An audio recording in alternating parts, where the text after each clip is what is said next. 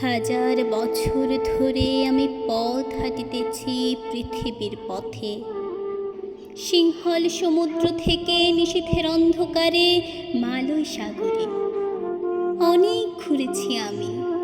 বিম্বিসার অশোকের ধূসর জগতে সেখানে ছিলাম আমি। আরো দূর অন্ধকারে বিদর্ভ নগরে আমি ক্লান্ত প্রাণ এক। চারিদিকে জীবনের সমুদ্র সফেন আমারে দুদণ্ড শান্তি দিয়েছিল নাটোরের বনলতা সেন। চুল তার কবেকার অন্ধকার বিদিশার নিশা, মুখ তার শ্রাবস্তির কারুকার্য।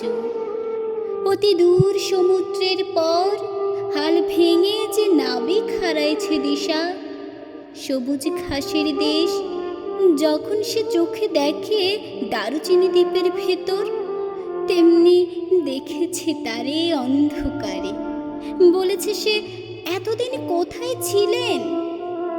পাখির নীড়ের মতো চোখ তুলে নাটোরের বনলতা সেন। সমস্ত দিনের শেষে শিশিরের শব্দের মতন সন্ধ্যা আসে।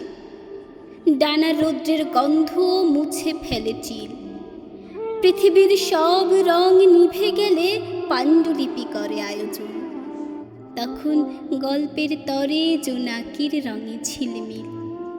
সব পাখি ঘরে আসে, সব নদী ফুরায় জীবনের সব লেনদেন।